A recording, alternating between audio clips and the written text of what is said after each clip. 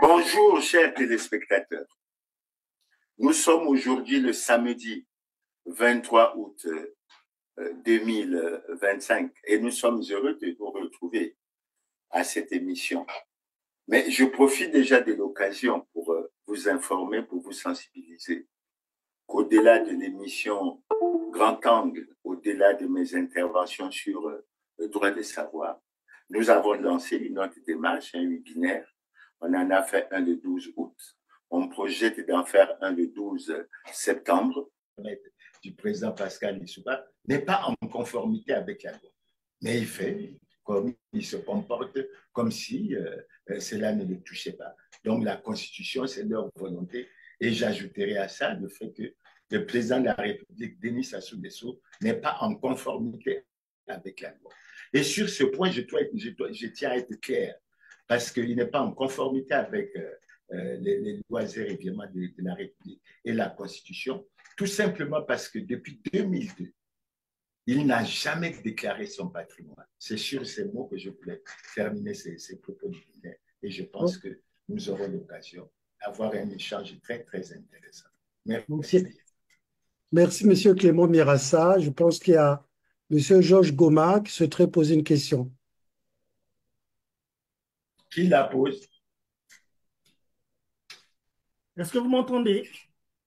Oui, on vous entend. Je vous entends très bien. Bonjour, M. Clément Mirassa, et bonjour à l'assistant. Bonjour, M. Oui, une assistante derrière vous. Merci de nous offrir cette occasion d'échanger avec vous. Vous êtes un acteur prominent sur la scène politique au Congo. Les Congolais ont pris l'habitude de vous écouter, de vous voir et de cerner un peu votre vision politique. Je pense que cela va sans dire. Alors, la toute première question que je vais vous poser là, et je me permettrai de poser la deuxième. Mais répondez d'abord à cette première question.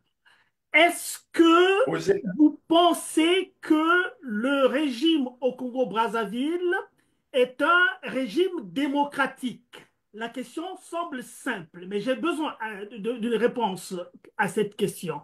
Est-ce que nous sommes face à un système démocratique au Congo-Brazzaville? Merci bien, M. Goma-Georges, pour la question. Mais la réponse est toute simple. Il suffit de se référer à l'indice de démocratie, qui est calculé au plan mondial. Et quand vous prenez Monsieur Mirassa, répondez-moi oui ou non. Mais je réponds à votre question. Oui, parce qu'après, la discussion viendra dans ce qui va suivre. Non, j'arrive, je réponds à votre question. Très bien, allez-y. Laissez-moi m'exprimer, parce que je suppose qu'il y a la liberté d'expression au cours de notre émission.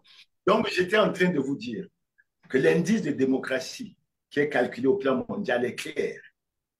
L'indice de démocratie du Congo actuellement est de 2,79 sur 10.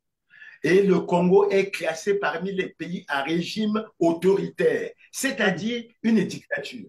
C'est quoi le webinaire? C'est une conférence en ligne où je fais un exposé et où que vous soyez, si vous êtes connecté, le lien vous sera communiqué, mais vous pourrez poser n'importe quelle question qui vous intéresse et on essaiera de vous apporter la réponse. Donc, nous projetons cette prochaine rencontre pour le vendredi 12 septembre à 18h.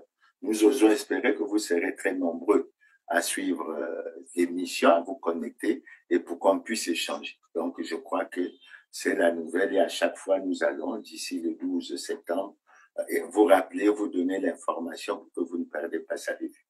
Maintenant, s'agissant de l'émission d'aujourd'hui, comme vous savez, nous allons commencer par vous donner quelques informations. Et après vous avoir donné quelques informations, nous allons essayer de vous communiquer une thématique sur laquelle nous allons essayer de nous pencher aujourd'hui. S'agissant des informations, la première information sur laquelle je vais me pencher, c'est cette rumeur. Je ne sais pas si elle est fantaisiste, je ne sais pas d'où elle sort. Elle a été fortement publiée sur les réseaux sociaux où on fait apparaître, on parle de la prétendue mort de Jean-Marie Michel Moukoko en prison, ce qui a surpris tout le monde et on s'est interrogé. Nous devons rappeler que Jean-Marie Michel Moukoko est en train de purger sa 10e année à la maison d'arrêt de Brazzaville. Il ne faut pas oublier que les voix se sont élevées à travers le monde pour demander sa libération. On peut rappeler cette démarche du groupe des Nations Unies sur la détention arbitraire en novembre 2018, où on demandait carrément de la libération de Jean-Marie Michel Moukoko. On peut rappeler cette démarche qui a été entreprise, telle qu'il avait dit lui-même à l'époque par M. Yves Le Drian, qui était à l'époque ministre de l'Europe et des Affaires étrangères de la République française, qui avait parlé, selon lui-même, au président Sassou en des termes forts pour demander la libération de Jean-Marie Michel Moukoko et des autres prisonniers politiques. Nous pensons évidemment à André Okombi Salissa et à un certain nombre d'autres. Et jusque-là, évidemment, Jean-Marie Michel Moukoko est toujours en prison. Donc, nous trouvons cette rumeur, nous ne savons pas si elle est fantaisiste, mais nous l'évoquons parce que les voix se sont élevées tant de l'intérieur qu'à l'extérieur pour demander sa libération. Il vous souviendra qu'à un moment donné, la société civile avait même envisagé une marche pour demander sa libération. À l'époque, avec Claudine Mounari comme président de la Fédération de l'opposition, nous avons fait une marche pour demander justement la libération des prisonniers politiques. Ben, aujourd'hui, la question que nous nous posons et que nous posons aux gouvernants, puisque les gouvernants, d'après l'article 15, ont la responsabilité de la protection de chaque citoyen congolais. Que cache en réalité cette information? Et je crois que c'est cette question qui est fondamentale, qui est extrêmement importante. La deuxième information sur laquelle nous allons nous pencher, c'est que je vais vous rappeler que le 22 juillet dernier, nous avons vu, après, semble-t-il, des informations qui ont circulé sur les réseaux sociaux, qu'il devait y avoir une marche le 10 juillet, etc., à cause de la misère des Congolais, de la souffrance et autres. Et nous avons tous appris d'abord que Maître Bob Kaben Masuka avait été détenu à la CID. Il a été détenu pratiquement pendant une quinzaine de jours. Et après, avec 6 personnes, dont, dit-on, 2 Centrafricains, ils ont été déférés à la maison d'arrêt. La situation telle qu'évoquée par le procureur de la République faisait état d'une situation, d'une menace extrêmement dangereuse sur la sécurité de l'État, sur la paix et la tranquillité. Et il a surtout insisté également sur le fait que c'était un cas de flagrance. Et je crois, je ne suis pas juriste, mais je crois que lorsqu'il s'agit d'un cas de flagrance, le procès ne devrait pas durer. Et aujourd'hui, les Congolais se souhaitent ardemment, vivement, que ce procès puisse avoir lieu. Pourquoi? Parce que assez souvent, on a constaté dans le pays qu'il y a une véritable traque des opposants, qu'il y a véritablement une certaine attitude qui fait que les opposants sont traqués, mais il y a des autres citoyens qui posent des actes parfois très, très délicats à l'endroit de l'État et de la société, mais qui sont en liberté et qui jouissent pleinement de la donne. Pour ce qui est de l'arrestation de Maître Bob Kaben Masuka, nous souhaitons ardemment, puisqu'il s'agit d'un cas de flagrant délit, que le procès puisse avoir lieu immédiatement, je suppose. Je ne suis pas juriste, mais je suppose que dans un cas de flagrance, les preuves sont établies, les faits sont là, et on peut aller effectivement vers le procès et ça ne devrait pas poser de problème. La troisième information vers laquelle je vais me tourner, c'est la situation de notre compatriote Lassi Buti, qui, vous savez, dans une situation difficile, puisqu'il avait été enlevé au mois de mai. Après, on avait retrouvé son corps. Et on l'avait retrouvé dans des conditions extrêmement difficiles au niveau de la rivière Matoukou, à Poto-Poto.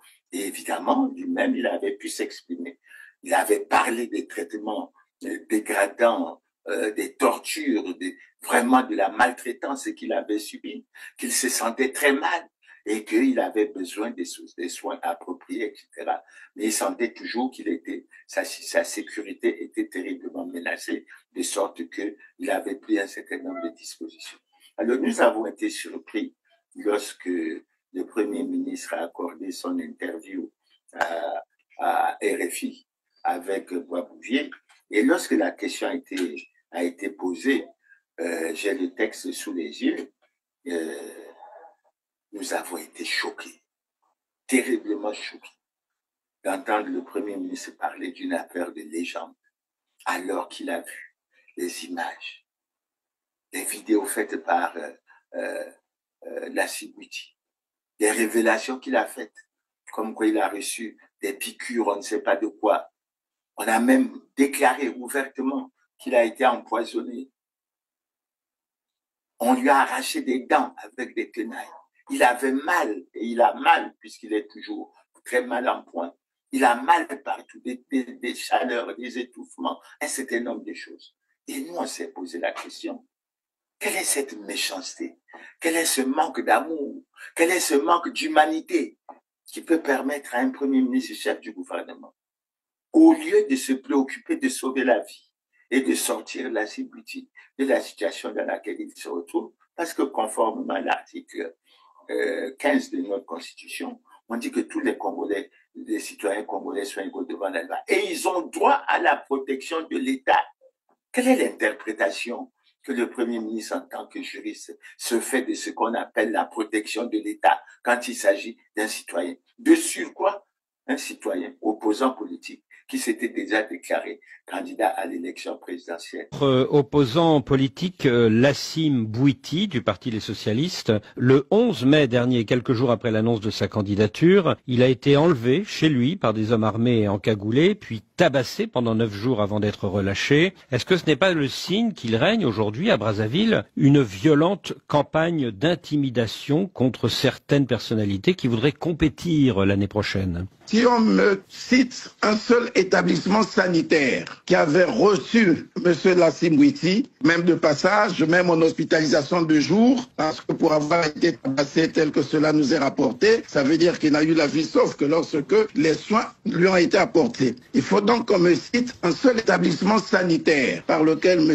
Lassib Bouti est passé. Ou encore qu'on me cite un seul établissement de police, de gendarmerie, dans lequel M. Lassib Bouti a séjourné. S'il n'y a aucune information à ce sujet, bon, je considère tout le reste comme étant une légende. De 2026, c'est extrêmement grave.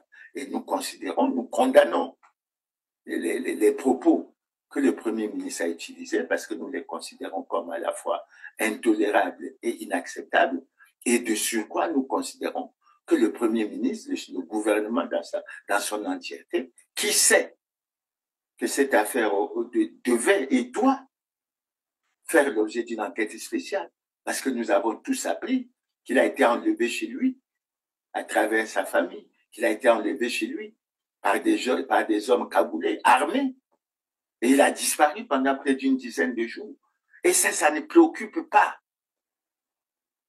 les membres du gouvernement, ça ne préoccupe pas le Premier ministre qui vient parler de légendes, comme pour se moquer des Congolais, comme pour se moquer des opposants, parce que ce traitement, il le réserve généralement aux opposants. Non, non, non, c'est véritablement inacceptable, c'est véritablement admissible. Et nous souhaitons ardemment que le Premier ministre puisse mener les démarches où que Lassib Bouti se trouve pour que le gouvernement s'occupe de la situation de M. Lassib Bouti et le sorte de la situation critique, dramatique dans laquelle il se trouve au plan de la santé. Parce que vous savez, quand vous avez un poison dans le corps et que c'est reconnu, déjà, du point de vue du moral, vous êtes vous-même atteint et c'est véritablement pas très sérieux.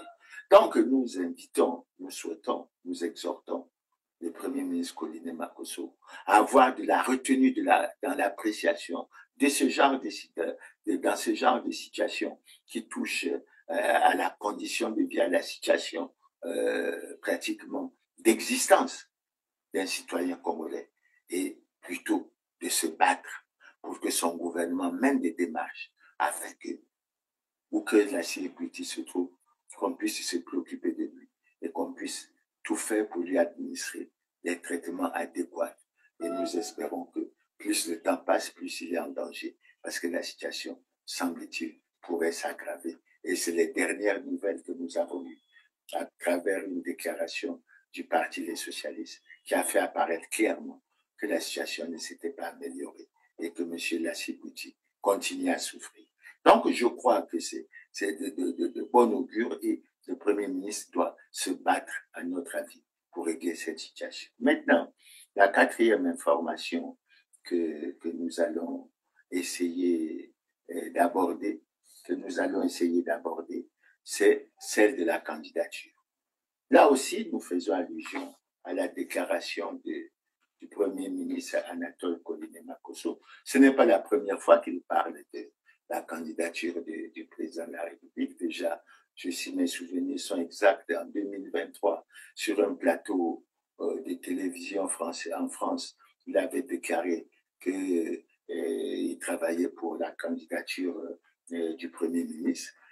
En janvier 2025, lors de la cérémonie des vœux au corps constitué congolais, le Premier ministre avait fait tout un plaidoyer pour présenter le président de la République, Denis Sassou Nguesso, comme l'homme providentiel pour le Congo. Il avait même invité, oubliant certainement que le Congo est un pays laïque, a invité les chrétiens à prier pour lui, etc. Et dans sa sortie au niveau de RFI, je ne vais pas reprendre tout ce qu'il a dit, je prends juste la fin, où il a dit je ne vous annonce pas. Il a la réquisition populaire, sous réserve de ce qu'il dira lui-même, mais jusqu'à preuve du contraire. Son peuple le réclame comme candidat, parce que son peuple estime qu'il n'a pas besoin de subir un saut dans l'inconnu. C'est extrêmement grave ce que le Premier ministre Anatole Koliné-Makosso a dit. Mars prochain, Monsieur le Premier ministre, aura lieu l'élection présidentielle. Est-ce que le chef de l'État, Denis Sassou Nguesso, qui cumule déjà plus de 40 ans de pouvoir, sera candidat à un nouveau mandat? Franklin Roosevelt vous avez déjà donné un enseignement que ce n'est pas au milieu du guet qu'on change de cheval. Un bon cavalier ne peut pas laisser sa cavalerie au milieu du guet. Donc pour nous qui avons encore la chance d'avoir à la tête de nos États des hommes d'une certaine expérience, qui ont connu l'Afrique dans tous ses États, en temps de guerre, en temps de crise, en temps de deuil, en temps de joie, en temps d'épreuve, pour ces gens-là qui ont traversé toutes les épreuves avec le continent, nous ne voyons pas pourquoi nous devons nous priver de leur expérience et de leur sagesse. C'est pour cette raison que nous pensons que Denis Sassou Nguesso reste justement le candidat idéal pour continuer à mener les combats dans un environnement totalement tourmenté, pour poursuivre en profondeur et en douceur les réformes que nous avons engagées. Donc vous nous annoncez qu'il sera candidat? Je ne vous annonce rien, il a la réquisition populaire, sous réserve de ce qu'il dira lui-même, mais jusqu'à preuve du contraire, son peuple le réclame comme candidat parce que son peuple estime qu'il n'a pas besoin de subir un saut dans l'inconnu, et il est hors de question pour Denis Sassou Nguesso d'être ce chevalier qui laisse le peuple au milieu du guet. Et quand est-ce qu'il confirmera cette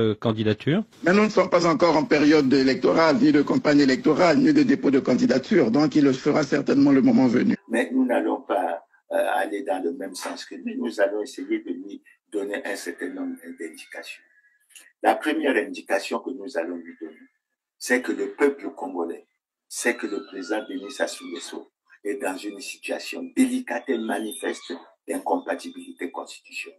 Et je crois qu'il faut que l'on s'en rende compte. La deuxième information que je vais donner, c'est que le président Denis Sassou Nguesso avec le PCT ont conduit le pays à la ruine et les Congolais à la misère et à la souffrance. Et ça, je crois aussi qu'on ne peut pas ne pas le rappeler et le dire assez vertement.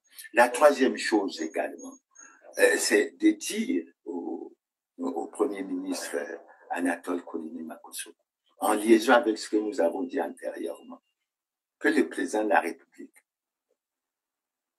a pratiquement violé le serment qu'il a prêté de respecter et de faire respecter la Constitution, d'une part, et d'autre part, de garantir la paix et la justice à tous. Sous d'autres cieux, c'est des situations extrêmement graves qui entraînent pratiquement la destitution d'un chef d'État, à condition que le Parlement, notamment le Sénat et l'Assemblée nationale, puissent en juger l'importance et l'ampleur. Mais au Congo, ça se passe comme, je ne sais, on considère ça comme un fait anodin, etc., ce qui n'est pas du tout acceptable.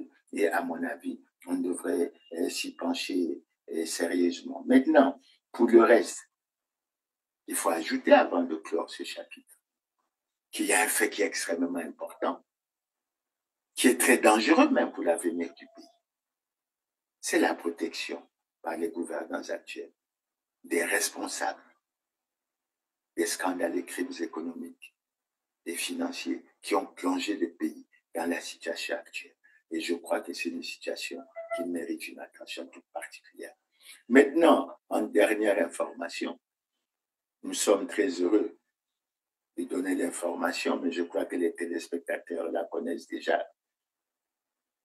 En mai dernier, il y a un décret présidentiel qui a été pris pour nommer les membres du Conseil supérieur de la liberté de communication, qui est une institution extrêmement importante, mais nous profitons de l'occasion pour rappeler toujours un problème dans ce domaine-là.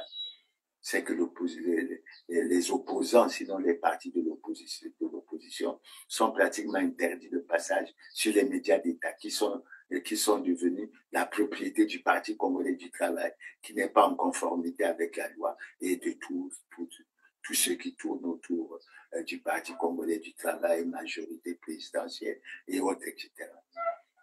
Mais nous avons constaté qu'après la nomination qui a été faite en mai dernier, le président de la République a nommé M. Gérard Milandou Tsonga comme président de cette institution.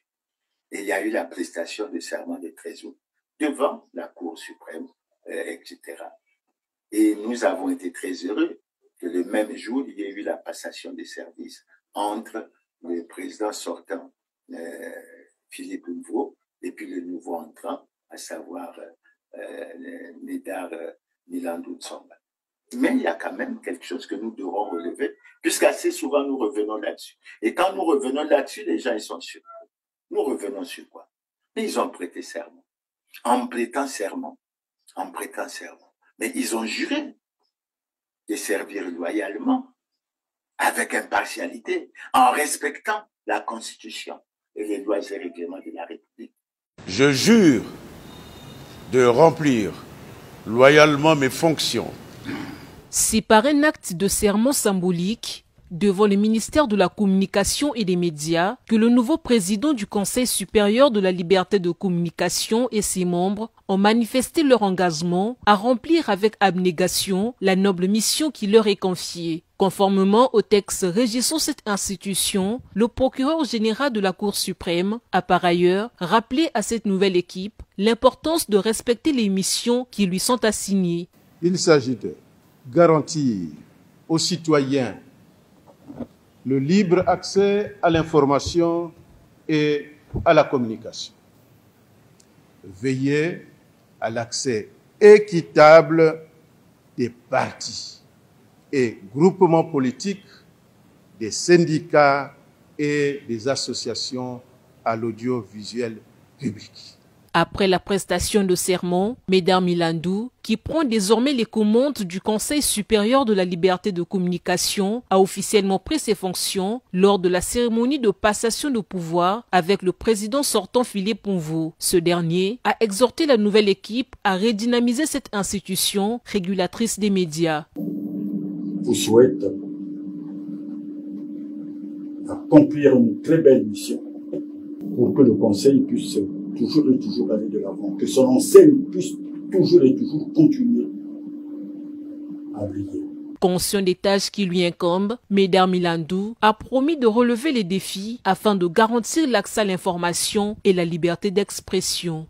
Eu égard à cet immense honneur et la grande confiance ainsi témoignée, je voudrais formuler une promesse, celle d'accomplir ma mission avec détermination et l'engagement de réussir. Philippe Mvo a également légué au nouveau président les projets et dossiers en cours de traitement nécessaires au bon fonctionnement de cette institution, défenseur des droits à la communication. Et nous ne l'avons pas souvent fait dans le passé, mais nous le relevons aujourd'hui. Pourquoi? Mais parce que le jour même où il prête serment, il viole la Constitution. Il viole la Constitution, pourquoi? Mais parce que il n'y a pas eu de déclaration de patrimoine. Il n'y a pas eu de déclaration de patrimoine. Et quand nous nous référons à la Constitution, notamment dans son article 55, quand nous prenons la Constitution dans son article 55, nous préférons avoir le document sous nos yeux pour que les gens ne soient pas surpris que nous ne nous trompons pas dans l'interpellation. Il est dit ceci. Tout citoyen élu ou nommé à une autre fonction publique est tenu de déclarer son patrimoine lors de sa prise de fonction et à la cessation de celle-ci, conformément à la loi. La loi détermine les conditions et les fonctions soumises à l'obligation. Eux, ils sont soumis à l'obligation de déclaration de patrimoine. Ils ne l'ont pas fait. Mais si nous allions plus loin, nous n'allons pas faire de commentaires sur la loi, puisque nous allons y revenir tout à l'heure, relative à la déclaration de patrimoine. Si nous prenons la loi 15-2024 du 27 août 2024, relative justement à cet aspect de l'obligation de déclaration de patrimoine, l'article 6 a été réécrit parce qu'on a voulu tenter d'amener de la confusion là-dessus. Et tel qu'il est écrit, il est clair. Il est dit ceci. La déclaration de patrimoine est déposée auprès de la Cour suprême lors de la prise de fonction et à la cessation de celle-ci. Et nous constatons, c'est pour que prendre l'opinion nationale et internationale à témoin, nous constatons que par habitude au Congo, à travers toutes les institutions, que ce soit la présidence de la République, que ce soit l'Assemblée, que ce soit le Sénat, que ce soit toutes les autres, généralement au niveau de la prise de fonction, on ne fait pas de déclaration de patrimoine. Et cet aspect est très délicat. Pourquoi? Mais parce qu'il est lié aux aspects de bonne gouvernance. Il est lié aux aspects d'enrichissement illicite. Il est lié aux aspects de lutte contre la corruption. Et quand on évite, je dis bien, quand on évite de faire la déclaration de patrimoine, ça veut dire qu'on est en train de se tourner vers des pratiques qui ne sont pas toujours très recommandables pour la société et pour toute la communauté. Donc, c'est pour ça que je relève d'entrée des jeux. Et les amis qui ont été nommés au Conseil supérieur de la liberté de communication doivent prendre conscience dès aujourd'hui qu'ils sont en situation difficile parce qu'ils n'ont pas fait leur déclaration de patrimoine et ils sont en contradiction avec le serment qu'ils ont prêté. Après avoir fait ces commentaires, nous venons à la thématique principale. La thématique que nous avons voulu avoir aujourd'hui, elle est simple. Elle est simple. Nous avons choisi au cours de 2 ou 3 émissions, nous ne savons pas si elles seront toujours consécutives, ça sera fonction de l'actualité, d'aborder un aspect. C'est les dossiers qui dérangent et qui gênent le pouvoir de Brazzaville. Assez souvent, nous les avons évoqués de façon éparse. Et nous avons souhaité en faire une espèce de synthèse pour qu'on essaie d'avancer et que l'on voit correctement. C'est pour ça qu'en termes de premier dossier, nous allons nous pencher sur un que vous connaissez bien. C'est le changement de constitution qui a eu lieu en 2015. Et nous allons vous expliquer pourquoi nous allons nous pencher sur ce dossier. Au Congo, une coalition d'opposition annonce l'arrestation de 6 de ses cadres. La nouvelle intervient alors que de nouveaux affrontements ont opposé ce matin des groupes de jeunes aux forces de l'ordre à Brazzaville. La police est intervenue à coups de gaz lacrymogène. Ces tensions interviennent au lendemain de heurts meurtriers dans la capitale congolaise. Dernier bilan officiel, 4 morts au moins et une dizaine de blessés. La population manifeste contre le référendum de dimanche. Le scrutin devrait permettre au président Denis Sassou Nguesso de changer la constitution et de briguer un 3e mandat. François Hollande lui a adressé quelques mots tout à l'heure. Il a appelé le président congolais à rassembler, respecter et apaiser. D'abord, nous tenons à rappeler que ce changement de constitution s'est fait en violation des dispositions de la constitution du 20 janvier 2002, notamment la lignée 3 de l'article 185, qui faisait apparaître clairement, qui pouvait apparaître clairement, mais qu'on ne pouvait, il y avait verrouillage, et que s'agissant de la limitation des mandats, il n'était pas possible que la Constitution puisse être révisée. Et nous avons vu dans les faits également, nous tenons à rappeler également, et nous l'avons souvent dit, que par rapport à l'acte constitutif de l'Union africaine, évidemment, le changement de constitution de 2015 s'est fait en violation de l'acte constitutif de l'Union africaine qui condamne et rejette tous les changements anticonstitutionnels de gouvernement. Ça s'est fait également en violation pratiquement de la charte africaine de la démocratie, des élections et de la gouvernance, qui dans l'une de ses dispositions fait apparaître clairement que tout amendement toute révision de constitution ou des instruments juridiques tendant à porter atteinte à l'alternance démocratique est un acte anticonstitutionnel, et est passible de sanctions. Et je pense qu'au niveau du Congo, on a pris conscience qu'on aurait dû être sanctionné, et ça, on peut se tourner vers la communauté internationale. Mais nous tenons à rappeler, parce qu'on avait saisi, à travers les révélations de Jean-Louis Debré, ancien président du Conseil constitutionnel de France, qu'en fait, ce qui intéressait les gouvernants, c'était la conservation coûte que coûte du pouvoir. Pourquoi nous le disons? Mais parce que Jean-Louis Debré a révélé dans son livre ce que je ne pouvais pas dire, qu'il a publié, je ne sais pas, en 2014, je crois, mais qu'il a reçu de la part des gouvernants congolais un émissaire qui était venu le voir pour essayer d'examiner avec lui comment on pouvait modifier la constitution du Congo pour permettre au président Sassou de se maintenir au pouvoir. Et lui, après avoir examiné la constitution du Congo, sa réponse a été claire. Cela n'est pas possible si on veut respecter la loi. Toute autre solution est exclue. Ça voulait dire que ce n'était pas possible. Ce n'était pas possible. Mais comme on y tenait absolument, on a trouvé une autre démarche. C'était celle de changer la constitution pour faire évoluer les institutions.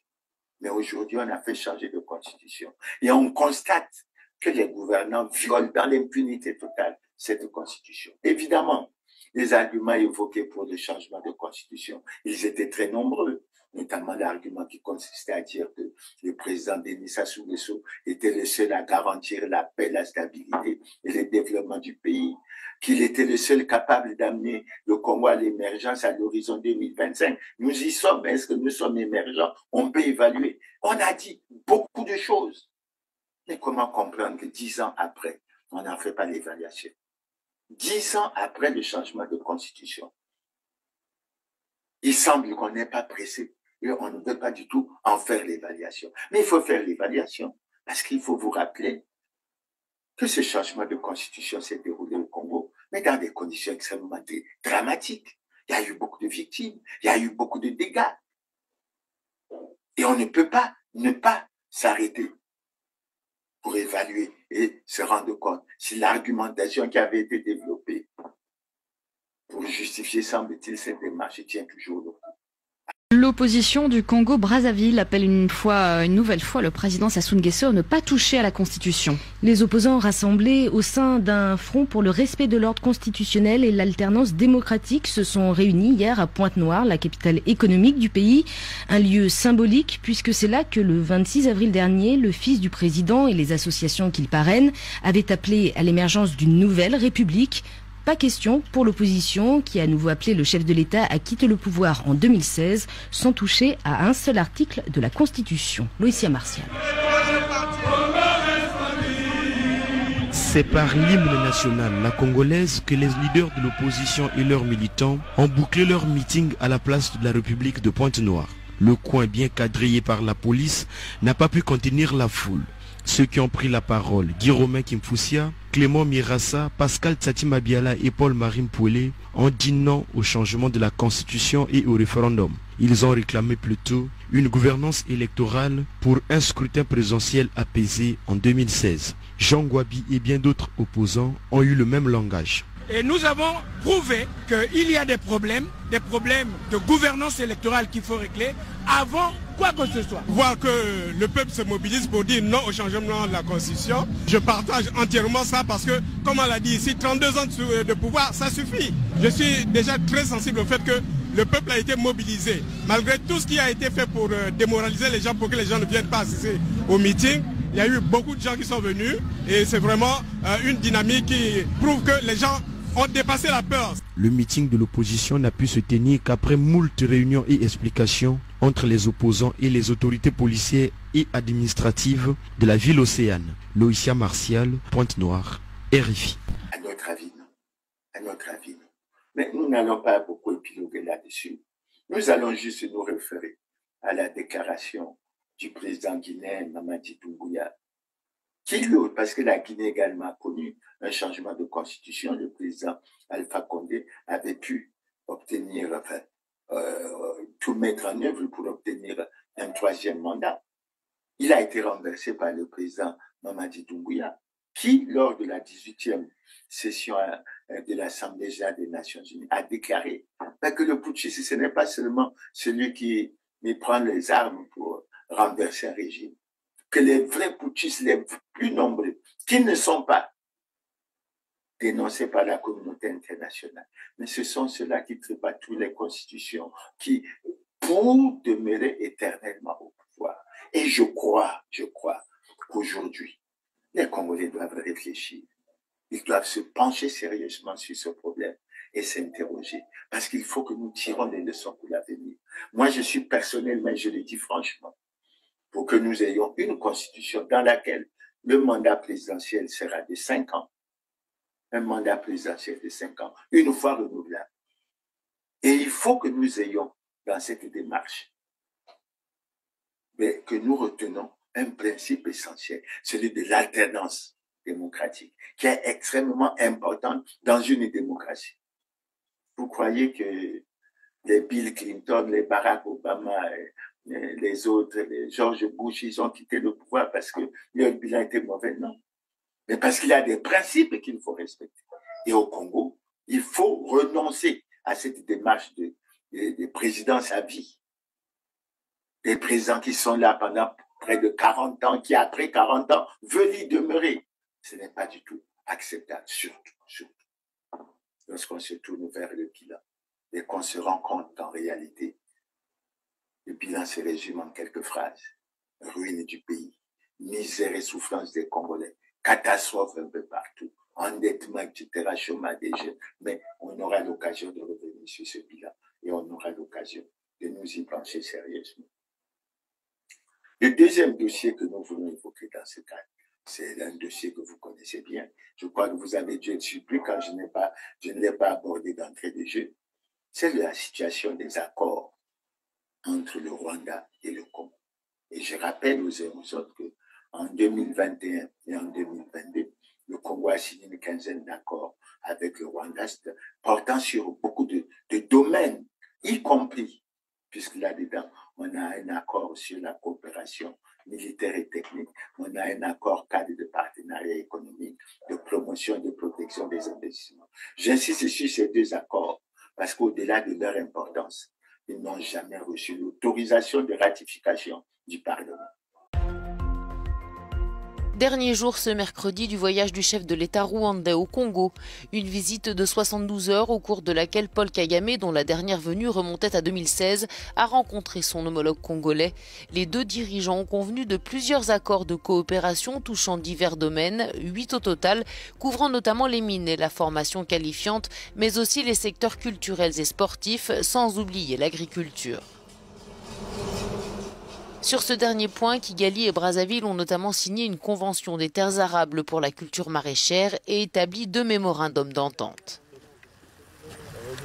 Après avoir estimé que le niveau des relations économiques entre les deux pays ne reflétait pas l'étendue et la profondeur des engagements pris en 2010 et 2011, les dirigeants rwandais et congolais ont invité leurs gouvernements respectifs à s'employer rapidement à l'élaboration de plans d'action en vue d'exécuter sans délai les accords déjà signés. Les deux chefs d'État se sont enfin accordés sur l'élargissement et l'approfondissement du champ de coopération entre leurs pays au profit des citoyens. Plus largement, Paul Kagame a dit vouloir renforcer les relations avec les pays d'Afrique centrale, non seulement dans le domaine de l'économie, mais également dans celui de la lutte contre l'insécurité.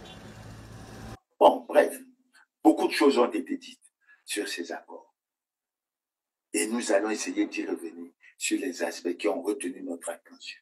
Le premier aspect qui a retenu notre attention, c'est que nous avons vu à travers les médias que le 27 juillet 2021, l'ambassadeur du Rwanda au Congo a rencontré le ministre congolais chargé des affaires foncières pour lui demander les actes fonciers pour les terres que le gouvernement congolais avait données au Rwanda dans le cadre de la coopération sud-sud. Et d'après toujours ces mêmes médias, le ministre congolais aurait réagi en disant qui ne ménagerait aucun effort pour que ces documents puissent être obtenus dans les meilleurs délais. Mais lorsqu'on est rentré dans le débat sur ce sujet, le gouvernement a complètement nié. Le gouvernement a complètement nié. Il n'y avait pas de telle démarche. Est-ce que l'ambassadeur rwandais avait rêvé? Qu'est-ce qu'il avait fait? Bon, visiblement, pour le gouvernement congolais, ça n'existait pas. Et nous avons noté que l'ambassadeur rwandais avait mené la démarche. Le deuxième aspect sur lequel nous voulons revenir sur cet aspect, mais c'est lorsque le 30 mars 2024, sur la chaîne nationale de télévision rwandaise, il est annoncé qu'il y a eu une délégation des membres du secteur privé rwandais qui se sont rendus au Congo du 4 au 8 mars et qui, au Congo, ont découvert 2 sites de terrain d'une superficie cumulée de 980 km², que le Congo a donné au Rwanda. Ce qui veut dire que le Congo a accepté qu'il y ait 2 enclaves rwandaises sur le territoire congolais et que c'était devenu la propriété du Rwanda. Et nous étions très surpris de voir les opérateurs économiques rwandais intervenir pour décrire l'aspect fertilité de ces terres, qu'ils vont y planter du soja, du piment, etc. Et qu'ils vont y faire de l'agriculture, etc. Bonjour et bienvenue à la grande édition de la télévision. Nous sommes le 30 mars dernier. Un reportage de la télévision rwandaise crée une panique au Congo. Le Congo-Brazzaville a offert au Rwanda des terres plus grandes que la ville de Kigali pour être exploitée. Les journalistes racontent comment les Rwandais vont prendre possession et exploiter des terres au Congo pour leurs activités agricoles. 2 terrains qui appartiennent désormais au Rwanda avec une superficie combinée de 980 km². Nous avons fait une étude de faisabilité et ce projet est désormais en cours. Mais il ne fait aucun doute que le marché est une véritable potentialité. Des terres offertes au Rwanda, l'affaire fait grand bruit, inquiète fortement les populations, notamment celles des départements cités, Poul, Bwenza, Kwilu, Nyari. Tout démarre d'un rapprochement entre Congo et Rwanda avec ces rencontres entre les présidents Sassou et Kagame en 2022. Des accords cadres sont signés, tels que celui-ci. Il prévoit la possibilité de réaliser des contrats entre les 2 pays. Celui-ci a été signé entre les 2 ministres de la coopération internationale. L'exploitation de terres serait donc le premier cas concret. Scandale sur place, les agriculteurs locaux ne veulent pas céder leurs parcelles au Rwanda. Nous ne sommes pas satisfaits. Si cette compagnie qui a envie de venir, c'est une compagnie rwandaise ou pas? Si c'est une compagnie rwandaise, on peut pas accepter. Évidemment. Cette question a soulevé un grand tollé au Congo. Et les gouvernants sont venus pour dire que c'était faux. En disant que c'était faux, en fait, ils sont tombés dans le piège. Ils nous ont entraînés dans une question qui est simple. Qui ment du Congo et du Rwanda? Nécessairement, il y a un qui ment. Et nous avons conclu en disant qu'une coopération basée sur le mensonge ne peut nous amener nulle part et qu'il fallait tout mettre en œuvre pour l'interrompre. Et je crois que les Congolais ont tenu compte d'une autre dimension. C'était que les gouvernants avaient pris la décision d'utiliser nos terres, de faire utiliser nos terres par les Rwandais pour qu'ils obtiennent, qu'ils se procurent les moyens financiers pour continuer la guerre à l'est de la République démocratique du Congo et pour continuer à perpétrer les massacres. Il y a d'autres aspects sur lesquels nous n'y reviendrons pas. Et les Congolais, à travers le monde entier, tant de l'intérieur que de l'extérieur, se sont levés, se sont mobilisés.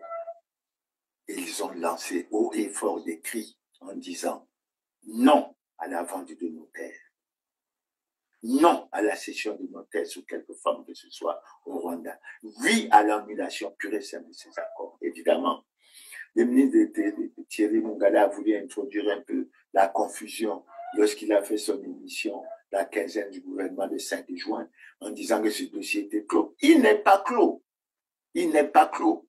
Il faut que les Congolais aient l'assurance que tous les accords signés entre le Congo et le Rwanda ont été annulés. C'est ça leur préoccupation aujourd'hui.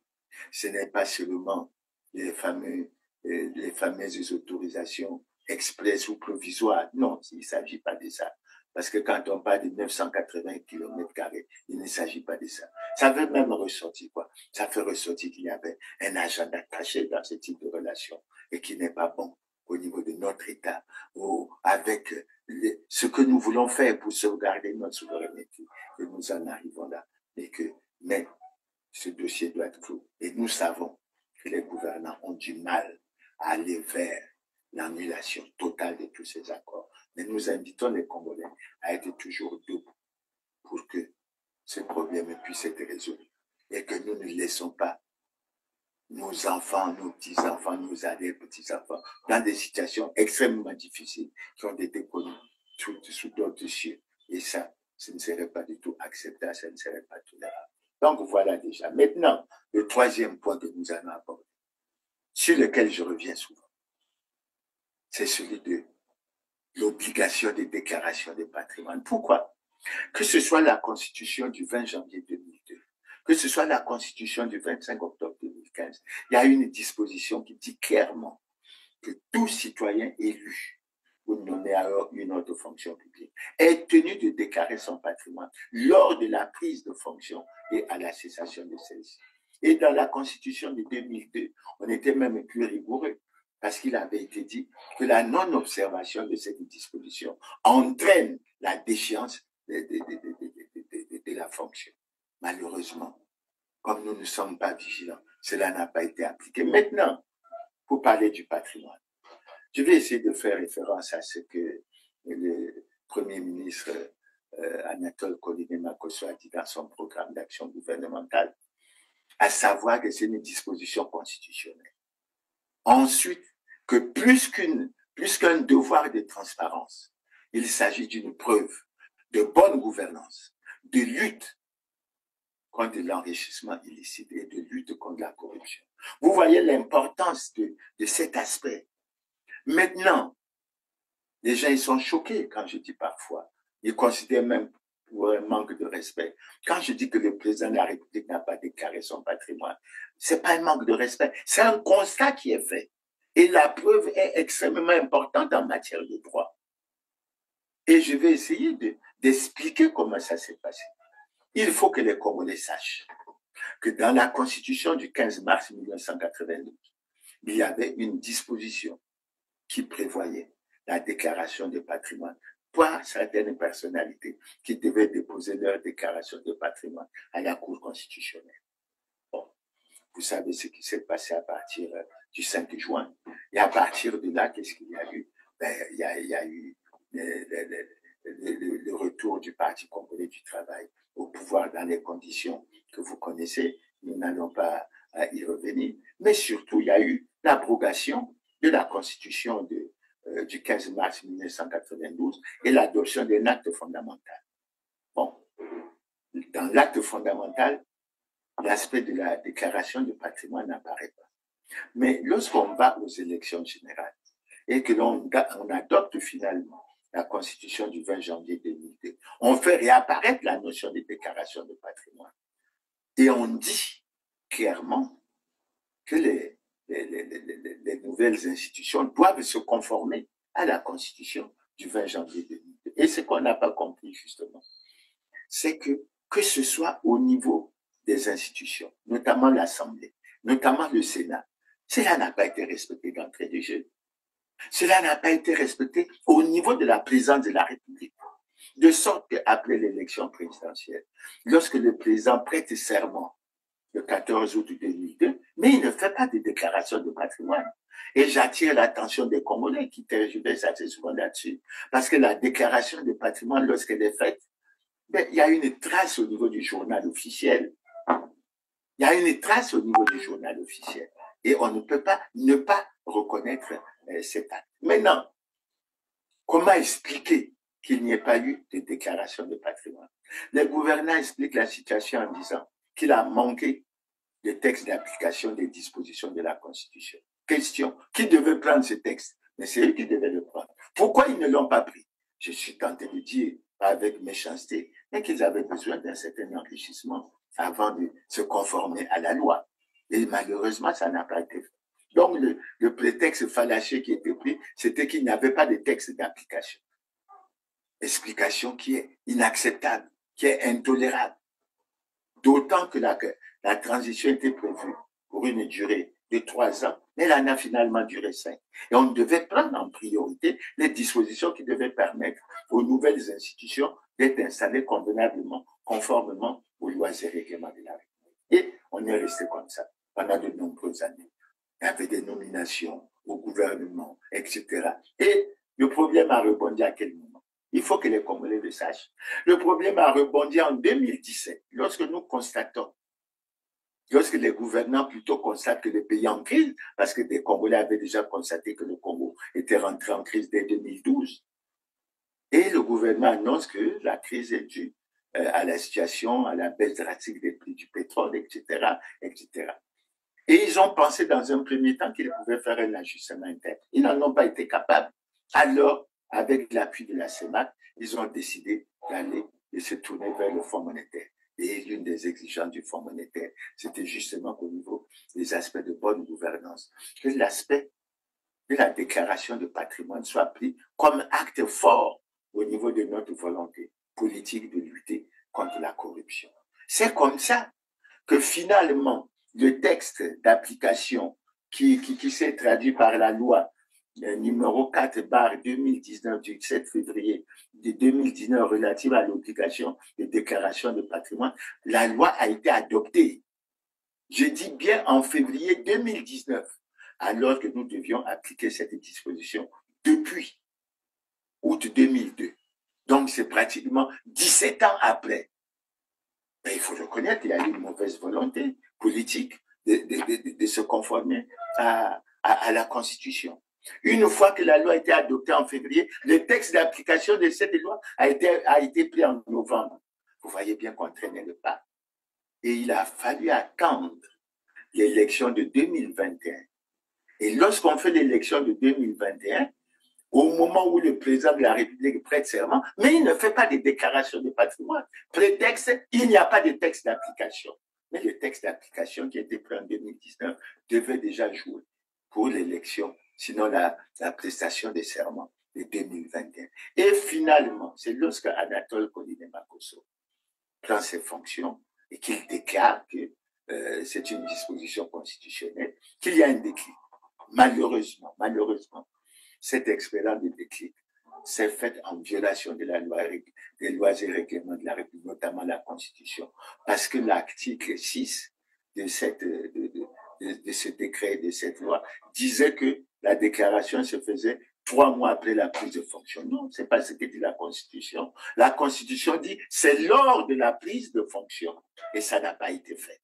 De sorte que Clément Mirassa, qui a suivi cette situation, a introduit un recours à la Cour constitutionnelle. La Cour constitutionnelle lui a donné raison et finalement, après cette décision prise par la Cour constitutionnelle, le gouvernement a fait adopter par le Parlement, enfin, la loi a été promulguée par le président de la République, la loi 15/2020 du 27 mai 2024 qui modifie l'article 6 pour permettre de préciser dans le nouvel article 2 et 6 que la déclaration de patrimoine est déposée auprès de la Cour suprême lors de la prise de fonction et à la cessation de celle-ci. Donc, quand nous disons que le président de la République n'a jamais déclaré de patrimoine en 2002, en 2009, en 2016 et en 2021, mais c'est en tenant compte de tout cela. Il y a des gens qui me posent des questions pour dire, est-ce qu'au niveau du président de la République, on peut rattraper ça? Je ne sais pas, ils ont le droit. La déclaration de patrimoine doit être faite lors de la prise de fonction. Mais la prochaine prise de fonction, ça sera en 2026. Pour toutes les autres, je ne sais pas comment on peut rattraper ça. C'est une situation pratiquement délicate, etc. Maintenant, quand nous prenons la loi relative à la déclaration de patrimoine, c'est ça qui est plus grave, qui montre que les institutions ne fonctionnent pas. Parce que quand nous prenons l'article 12 de cette loi numéro 4/2019 du 7 février 2019, qui fait l'obligation de déclaration de patrimoine, l'article 12 dit ceci. Tout citoyen élu ou nommé à une autre fonction publique visés à l'article 5, etc., n'ayant pas fait de déclaration de patrimoine ou ayant fait une fausse déclaration de patrimoine ou dissimulé tout ou partie de son patrimoine au moment de la déclaration initiale ou de la cessation de fonction, est puni d'une amende pouvant atteindre le quart de la valeur du patrimoine dissimulé. Mais lorsqu'on constate qu'il n'y a pas de déclaration de patrimoine, posons-nous la question, pourquoi il n'y a pas de sanction? Pourquoi ce laxisme? Pourquoi cette impunité? Dans un contexte où la situation financière nous fait obligation et exige de nous que nous recherchons toutes les niches qui peuvent nous permettre de mobiliser des rentrées financières. Parce que nous avons tellement de problèmes à résoudre. Et essayez de faire le calcul. Et voyez le nombre de tous ceux qui devaient faire des déclarations de patrimoine qui ne les ont pas faites. Pourquoi ils ne sont pas sanctionnés? Cette complaisance est inacceptable. Elle est véritablement intolérable. Et on continue comme ça. Non, on veut continuer à être président. On veut quoi? Mais il faut respecter les lois et les règlements de la République. Sinon, comment envisager? Je pense même à la lettre que le ministre Boulou a envoyée aux communautés religieuses et autres pour les embarquer, semble-t-il, dans la démarche de la paix et du vivre ensemble. Mais est-ce que nous pouvons être dans la paix et vivre ensemble si nous ne respectons pas les lois et règlements de la République? Ça se fait comment? Et pour moi qui prie, si vous n'avez pas la volonté d'appliquer les lois et règlements de la République, si vous n'avez pas la volonté d'appliquer les sanctions qui sont prévues, ça se fait comment? Donc c'est pour ça qu'assez souvent, j'ai déclaré que aucun gouvernant, aucun acteur politique, aucun responsable administratif n'a daigné depuis 2002 déclarer son patrimoine conformément à la loi. L'expérience qui a été faite en 2021 par le Premier ministre Colline Makosso n'était pas conforme à la loi. Et si je me repose sur ce que le Premier ministre Colline Makosso lui-même a fait, il est rentré au gouvernement, je crois, dès l'année 2011 comme ministre de la Jeunesse, je crois. Mais de 2011 à 2021, il n'avait jamais déclaré de patrimoine. Donc, il était en situation de violation des lois et règlements de la République. Et ce sont ces aspects qui sont préoccupants et qui dérangent. Et quand on essaie de les évoquer, on a le sentiment qu'on est comme en train de vouloir attaquer des personnes, etc. Mais parce que les institutions ne fonctionnent pas bien. Et il faut amener les institutions, notamment le Sénat et l'Assemblée nationale, à jouer véritablement leur rôle de contrôle. Et je vous fais la démonstration là, qu'en matière de contrôle des actions du gouvernement. Mais il y a beaucoup de failles, etc. Mais ça, quand on regarde, ça touche à l'aspect de l'enrichissement illicite, de l'appauvrissement des Congolais et du reste. Et ce n'est pas du tout très intéressant. Maintenant, après ce troisième dossier, le quatrième dossier que nous allons aborder, et sur lequel nous revenons souvent, sur lequel nous allons revenir, etc. Pourquoi nous disons souvent que le Parti congolais du travail n'est pas en conformité avec la loi? Le premier aspect que nous évoquons, c'est celui que je viens de vous évoquer. Aucun membre du Parti congolais du travail, citoyen élu ou nommé à une autre fonction publique, n'a daigné déclarer son patrimoine conformément à la loi depuis 2002. Et lorsque certains ont cessé leur fonction, ils n'ont même pas fait de déclaration. Est-ce que c'est normal? Est-ce que c'est normal? Je dis non. Le deuxième aspect que je vais aborder, il est relatif à leur congrès de 2019. À ce congrès, qu'est-ce que nous avons relevé de très fort? Mais c'est la déclaration du président du Sénat, qui était à l'époque secrétaire général du Parti congolais du travail et qui a présidé le 5e congrès ordinaire du PCT. La déclaration qu'il avait faite, c'est quoi? Les 2588 congressistes ont décidé unanimement de reconduire M. Denis Sassou Nguesso comme président du Parti congolais du travail, c'est-à-dire en fait président du Parti congolais du travail, en violation flagrante de l'alinéa 2 de l'article 80 de la Constitution. Les travaux du 5e congrès ordinaire du parti au pouvoir ont été lancés ce vendredi 27 décembre 2019 à Kintélé en présence des délégués venus des 12 départements du pays ainsi que ceux venus de la France. Ce congrès, selon les responsables, vise à raffermir les idéaux et les valeurs du parti au pouvoir dans la discipline et la cohésion. Chers camarades, L'ambition que nous avons pour notre parti nous interpelle sur le traitement qu'il convient de réserver à l'épineuse question de ses ressources financières. Il nous faut, dans notre réflexion sur l'avenir, mettre en exergue la nécessité d'une autonomie financière du Parti congolais du travail. Les dirigeants du PCT vont aussi profiter de l'opportunité de ce congrès afin de tirer les leçons du passé et envisager de nouvelles perspectives allant dans le sens du développement économique et social du pays. Le congrès dit du cinquantenaire se tient pour célébrer les 50 ans d'existence du parti. Avoir développé une si forte capacité de résilience, on peut vraiment se permettre de parler aujourd'hui de la consécration.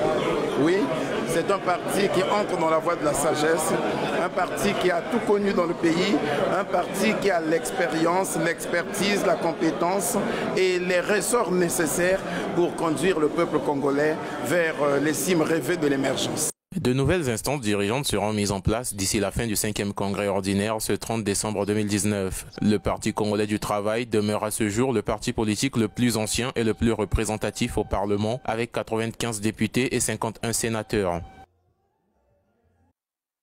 Qui dit clairement que le mandat du président de la République est incompatible avec toutes les responsabilités au sein d'un parti politique. Et là, je vous montre clairement que le président de la République est président du Parti congolais du travail. N'est-ce pas une violation? N'est-ce pas ça la violation de la loi? Mais au-delà de ça, quand nous prenons la loi 20-2017 relative au parti, mais nous tombons sur l'article 26 qui dit quoi? Tous les partis ont le devoir de se conformer à la Constitution. Et avec ce que je viens de vous dire, en reconduisant ou en faisant du président Denis Sassou Nguesso, président du Parti congolais du travail, le Parti congolais du travail a violé les lois et règlements de la République. Alors, la Constitution, c'est l'acte juridique suprême d'un État. C'est clairement le texte suprême qui se trouve tout en haut de la hiérarchie des normes. Et d'ailleurs, l'ensemble des règles d'un État doivent lui être conformes. Que contient donc la Constitution ? Dans une constitution, on trouve principalement deux types de règles. On trouve tout d'abord les règles qui déterminent la forme de l'État, qui déterminent l'organisation des pouvoirs publics, qui déterminent les conditions d'exercice du pouvoir. Concrètement, la Constitution prévoit ainsi l'organisation politique, en quelque sorte, du pays. Elle précise aussi quel est le rôle et les missions de chacun des organes d'un État. Par exemple, c'est la Constitution qui précise que la France est une république laïque, indivisible, etc., qu'elle est dirigée par un président de la République élu pour 5 ans au suffrage universel direct. C'est aussi la Constitution qui indique que la loi est adoptée par le Parlement selon telle procédure. La Constitution nous informe de quoi est composé le Parlement, en l'occurrence de l'Assemblée nationale et du Sénat. Elle précise par exemple comment sont élus les députés et les sénateurs. Elle parle également des pouvoirs du Parlement, du Premier ministre, etc. En bref, la Constitution fixe les règles d'organisation du pouvoir dans un État.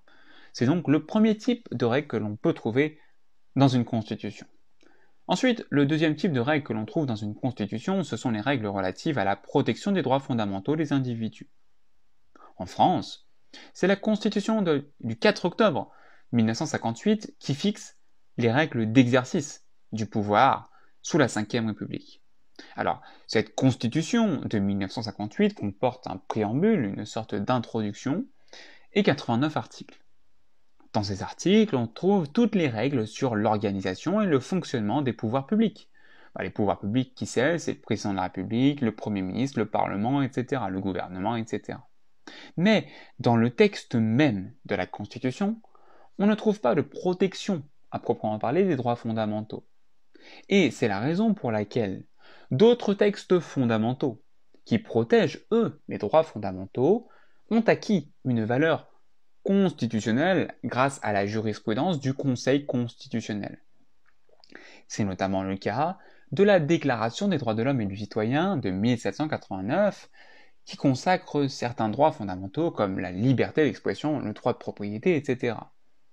C'est aussi le cas du préambule de la Constitution de 1946 qui a été intégré par le Conseil constitutionnel, le bloc de constitutionnalité, et donc ce préambule de 46, de la Constitution de 46, eh bien, consacre certains droits sociaux, comme par exemple le droit de grève. Tout cela forme ainsi ce que l'on appelle le bloc de constitutionnalité. Et pour assurer le respect donc de la Constitution, de ce bloc de constitutionnalité, un contrôle est effectué par un organe particulier, le Conseil constitutionnel. Et ce contrôle est appelé donc assez facilement, assez simplement, le contrôle de constitutionnalité. Ces lois ont été votées par un Parlement majoritairement composé par des sénateurs et des députés du Parti congolais du travail. Clément Nyerassa n'a rien à voir là-dedans, il n'était pas dans les sièges de ceux qui votaient ces lois. Alors d'où vient maintenant que certains pensent que c'est fait pour l'ennemi, que il y a comme, je sais pas moi, une odeur. Il n'y a pas de complot. Mais vous adoptez les textes pour que vous les respectez, que vous les mettez tout en œuvre pour les appliquer. Mais là où le bas blesse, c'est quoi? Et là, j'interpelle le ministre de l'Intérieur. C'est l'article 31 de cette même loi sur les partis qui dit quoi? En cas de violation des lois en vigueur par tout parti ou groupement politique ou de trouble à l'ordre public, le ministre chargé de l'administration du territoire suspend le parti concerné et procède à la fermeture de ses bureaux, de ses locaux. C'est clair comme l'eau de source. Maintenant, dans la réalité, j'interpelle le ministre de l'Intérieur. Est-ce parce qu'il est membre du bureau politique du Parti congolais du travail? Est-ce parce que le président de la République est président du Parti congolais du travail en violation de la loi? Mais que la loi ne s'applique pas au Parti congolais du travail. Mais c'est eux qui aiment à dire que la loi est dure, mais c'est la loi. Elle doit s'appliquer à tous dans toute sa rigueur. Pourquoi elle ne s'applique pas au Parti congolais du travail? Pourquoi cette différence? Et je rappelle que lorsqu'on prend l'article 15, on dit que tous les citoyens congolais sont égaux devant la loi et ont droit à la protection de l'État. Quel est cet État où il y a des partis qui... C'est véritablement inacceptable. Véritablement inacceptable. Et malgré le constat que l'on fait, nous allons y revenir plus tard. Chaque fois que le ministère de l'Intérieur sort un texte pour, soi-disant, déclarer les partis conformes ou non, le Parti congolais du travail est en tête de liste. Vous voyez bien que dès lors, tous ces textes sont douteux. Et ils sont soupçonnés de faux et d'usage de faux. Et je crois que c'est un aspect qui doit interpeller tout le monde et sur lequel nous devons nous y pencher. Maintenant, le dossier suivant sur lequel nous allons nous pencher, pour que les choses soient claires dans les esprits des uns des autres, c'est lorsque nous disons, et on peut répondre à la question, pourquoi nous disons que le président de la République est en situation délicate et manifeste d'incompatibilité constitutionnelle? Mais vous avez déjà un aspect que j'ai suffisamment évoqué. Le président de la République n'a pas déclaré son patrimoine. Il ne l'a pas fait en 2002. Il ne l'a pas fait en 2009. Il ne l'a pas fait en 2016. Il ne l'a pas fait en 2021. Donc, nous constatons que c'est une situation extrêmement préoccupante. Situation extrêmement préoccupante. Et dans les explications que nous vous avons données plus haut, nous avons dégagé la responsabilité, nous avons fait apparaître clairement la responsabilité des gouvernants sur cette situation, notamment sur l'aspect de la déclaration du patrimoine. Les gens me posent les questions, est-ce que cela peut se rattraper? Mais je vous ai pris le texte, notamment l'article 6 de la dernière version. La déclaration du patrimoine se fait lors de la prise de fonction et lors de la cessation de la fonction. Vous voyez bien. Est-ce que ça peut se rattraper? Je dis, relisons les textes, prenons les textes et ayons le courage de voir un certain nombre de choses. Donc, sur cet aspect, je crois que les choses sont claires. Le deuxième aspect, parce qu'il y a beaucoup d'aspects qui peuvent être creusés, le deuxième aspect sur lequel nous revenons s'agissant du président de la République, c'est que nous disons clairement, Le président de la République ne peut pas être le président du Parti congolais du travail. L'alinéa 2 de l'article 80 de la Constitution est très clair sur la question. Très clair sur la question. Et de sur quoi nous développerons cela plus tard. Mais le président du Parti congolais du travail ne peut pas organiser des élections libres, crédibles, transparentes, démocratiques et apaisées. Ce n'est pas possible. Nécessairement, il y aura comme une volonté de monter en place un système acquis au Parti congolais du travail pour faire en sorte qu'on agisse pour la conservation du pouvoir. Et c'est ce qui s'est fait.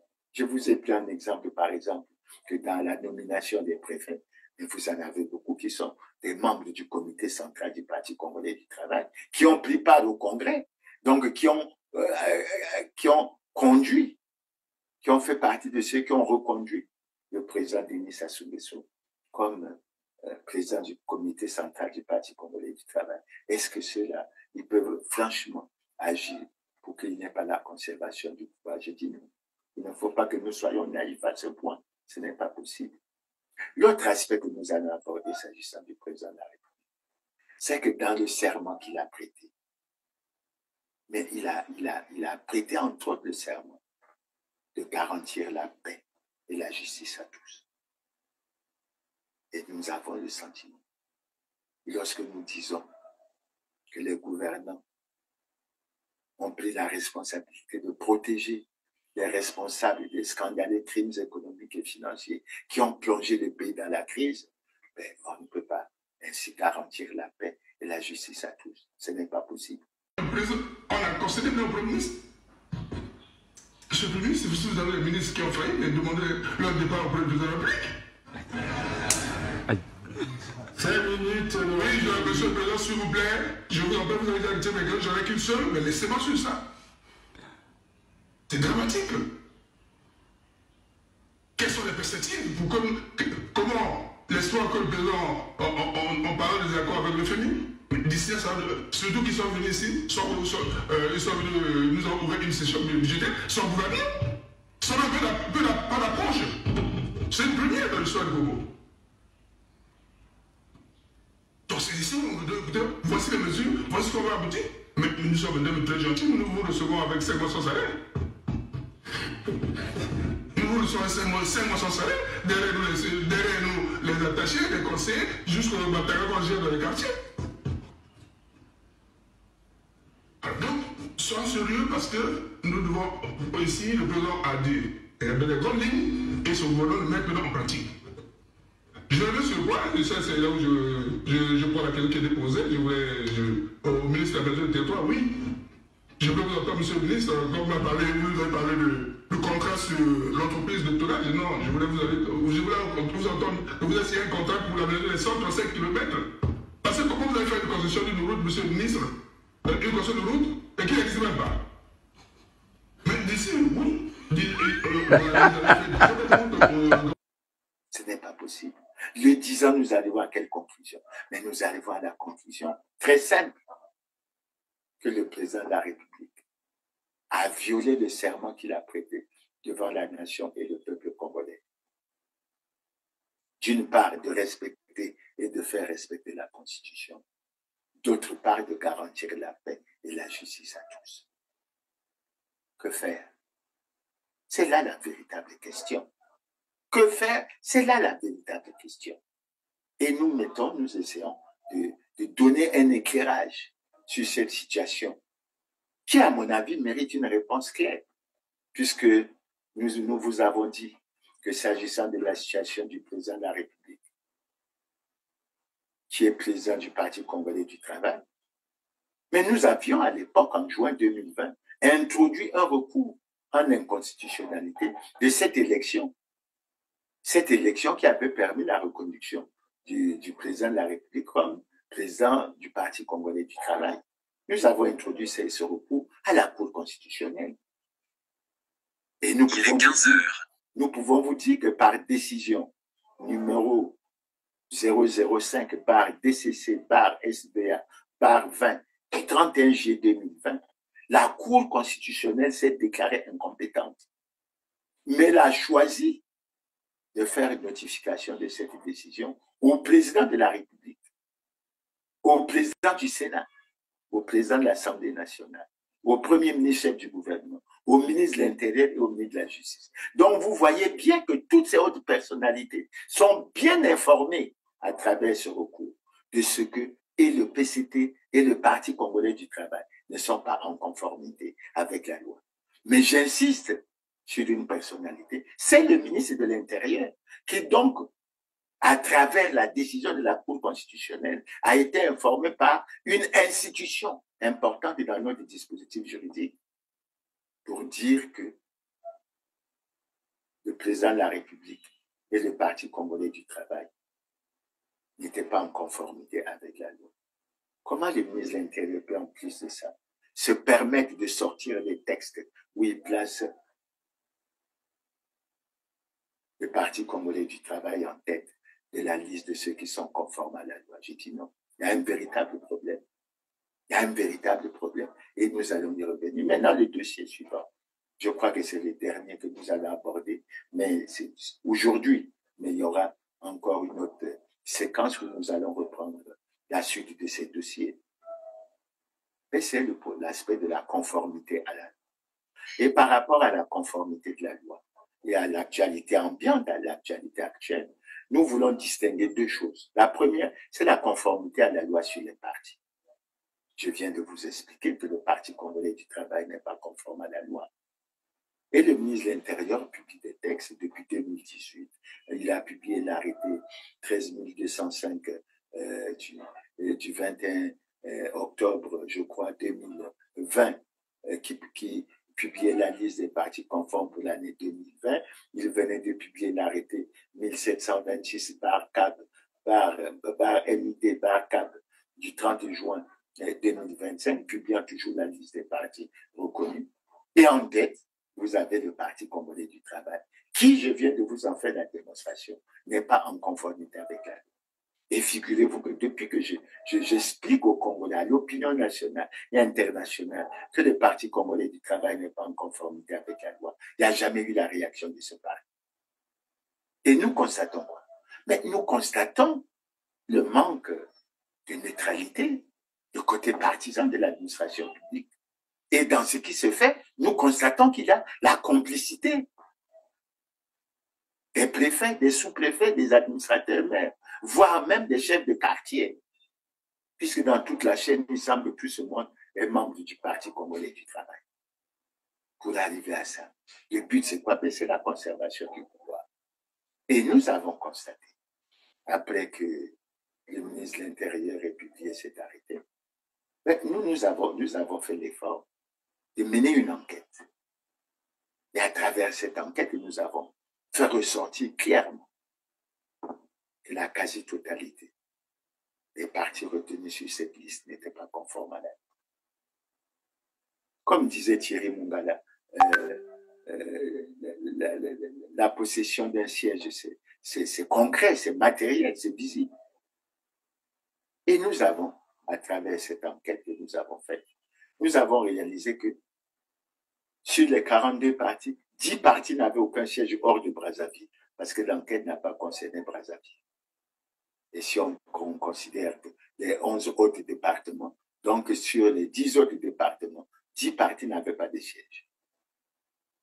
11 partis n'avaient qu'un siège dans un seul département, dans ces 11. Et puis il y a d'autres constatations que nous avons faites.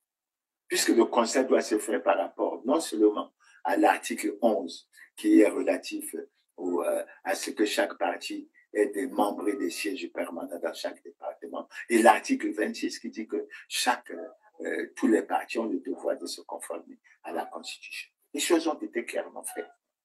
Et nous, sur cette base, qu'est-ce que nous avons fait? Lorsque nous avons fait cette analyse, nous avons saisi le Premier ministre. Et à travers la lettre que nous avons, la correspondance que nous avons adressée au Premier ministre, nous avons proposé au Premier ministre, parce qu'il ne faut pas insister, c'est trop flagrant, le retrait de cet arrêté. Et ensuite, que le ministre de l'Intérieur tire les conséquences. parce que c'est le constat fait, a des répercussions sur la suite de la préparation et de l'organisation des élections. Il y a un moment où, évidemment, le président de la République, dans son message du 14 août, fait apparaître que la paix est dangereusement menacée dans le pays. Mais on ne peut pas se permettre de tolérer ce genre de choses. Dans tous les cas, à partir du moment où il apparaît qu'il y a des aspects de faux, qu'il pourrait apparaître des aspects de faux et d'usage de faux, le Premier ministre ne peut pas rester silencieux sur ce genre de situation. Alors, l'interprétation que nous nous faisons de ça, c'est quoi? Mais c'est une volonté manifeste d'exclure certains partis et certaines personnalités politiques à quelques mois de l'élection présidentielle. En fait, pourquoi? Pour les empêcher de se mouvoir, de tenir des... Parce qu'assez souvent, quand nos militants descendaient dans les arrondissements, quoi, on leur disait, le nom de votre parti ne figure pas sur la liste. Vous voyez bien la manœuvre, la malice, la ruse qui est utilisée. Mais en fait, la ruse, elle vise aussi quoi? Mais elle vise, pour le Parti congolais du travail, mais à se procurer une masse de partis qui ne sont pas conformes à la loi, mais qu'on déclare conformes, et j'espère, en ayant en contrepartie, qu'ils prennent l'engagement de les accompagner, de faire un certain nombre de choses. Vous savez qu'après, on va dire que ici, mais au niveau de la CONEL qui n'est pas indépendante, il faut désigner les membres de l'opposition. Mais c'est tout ce traficotage-là qui se fait. Et ce n'est pas du tout sérieux. Ce n'est pas du tout sérieux. Mais maintenant, nous nous en sommes rendus compte. Et moi, j'ai évoqué un peu, répondant au ministre Thierry Mungala, qui avait souhaité me parler avec petite ironie. Maintenant, j'ai profité de ça pour rappeler au ministre Thierry Mungala que j'avais un récépissé. Et que de surcroît, je ne suis pas juriste, mais je crois savoir du point de vue du droit que la loi ne dispose que pour l'avenir, elle n'a point d'effet rétroactif. Donc, il faut qu'on applique sérieusement un certain nombre de choses. Donc, voilà la situation telle qu'elle est à Paris. Donc, ce que je dis en termes de ruse, de malice, ça vaut pour la liste qui est sortie en 2018, pour celle qui est sortie en 2020, pour celle qui est sortie en 2025. Pourquoi on veut être? Mais c'est l'illustration de ce que le système d'organisation des élections au Congo se repose, entre autres, sur la fraude et la tricherie. Et ce n'est pas une bonne chose. Il faut que les gouvernants se préoccupent sérieusement de cet aspect des choses. Maintenant, le deuxième aspect, au niveau de la conformité à la loi que je vais aborder. Mais c'est simple. Vous voulez régler le problème de la loi, mais il faut le régler de façon générale. La conformité à la loi ne tient pas seulement au niveau de la loi sur les partis. Ça doit tenir sur toutes les lois et tous les règlements de la République. Ça doit tenir sur la Constitution. Je pose la question. Tous ces gens, toutes ces personnalités, tous ces citoyens élus ou nommés à une autre fonction publique qui n'ont jamais déclaré le patrimoine conformément à la loi, comment font-ils pour se conformer à la loi? C'est un débat. Mais enfin, je ne veux pas soulever tous ces problèmes. On va se retrouver sur une montagne. Je les ai synthétisés en 2 points. Tout ceci fait apparaître une chose claire. Nous voulons de la conformité à la loi, bien sûr. Le Parti congolais du travail n'est pas en conformité avec la loi. Le président de la République est en situation délicate et manifeste d'incompatibilité constitutionnelle. La question est simple. Que faisons-nous? Que faisons-nous? Surtout que dans le cas du président de la République, nous tenons à relever, et c'est très important, qu'il a violé le serment qu'il a prêté devant le peuple, et devant la nation et le peuple, d'une part de respecter, de faire respecter la Constitution, d'autre part de garantir la paix et la justice à tous. Et j'insiste sur cet aspect, au niveau de l'aspect de faire respecter la Constitution. Pourquoi? Mais parce que le président de la République aurait dû prendre les dispositions pour que ne serait-ce que la loi sur l'obligation de déclaration de patrimoine soit respectée. Mais je peux vous dire, j'ai vérifié. Depuis que la loi a été amendée et qu'on a sorti la loi 15/2024 de mai 2024, il y a eu plusieurs nominations, mais aucune déclaration de patrimoine. Référez-vous au journal officiel, puisque chaque fois qu'il y a une déclaration de patrimoine, c'est la CFE. Donc, je reprends et je termine cette partie sur ce propos en disant le Parti congolais du travail n'est pas en conformité avec la loi. Le président de la République est en situation délicate et manifeste d'incompatibilité constitutionnelle. Que faisons-nous?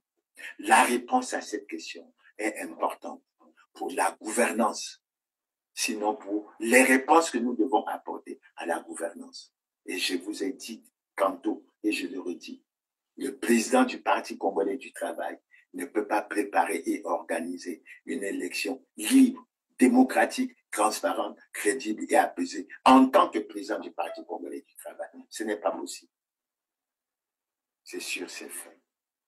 Mais je ne clôture pas l'aspect de l'examen des dossiers qui dérangent et qui gênent.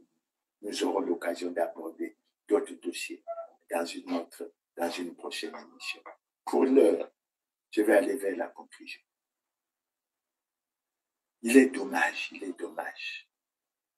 de constater qu'il y a autant de dossiers qui dérangent et qui gênent. Et pourtant, les dispositions ont été prises.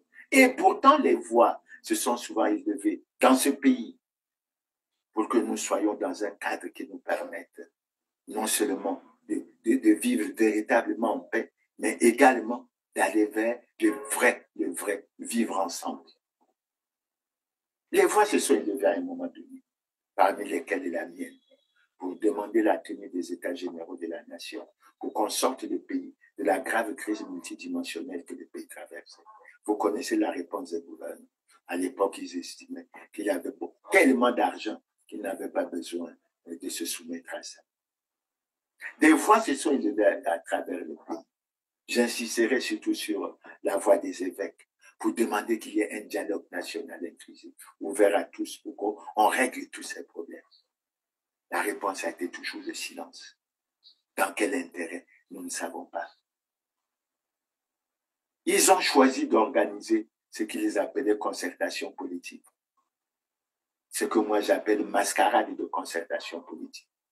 De 2009 jusqu'à pratiquement à 2020 à Ouando, il y en a eu, je crois, 7, qui n'ont en rien amélioré la gouvernance électorale, mais qui surtout se tenaient sans base juridique, alors que la Constitution du 25 octobre 2015 a institué, à travers ses articles 227 et 228, le Conseil national de dialogue, considéré comme organe de réconciliation, organe d'apaisement, de recherche, de consensus entre les forces vives de la nation, surtout les problèmes politiques d'intérêt national. On ne l'a pas eu. Et où sommes-nous aujourd'hui? Et c'est là où je dis. Et je terminerai sur l'aspect des dialogues, avec le dialogue, plutôt le processus constitutionnel du dialogue national sans exclusive, lancé par le défunt ministre d'État Martin Derry en septembre 2019. Il avait 5 phases. Il n'y a que la première phase qui s'est réalisée. Ça veut dire quoi? Que le dialogue gêne aussi, dérange et gêne les gouvernants. Alors où allons-nous? Où allons-nous?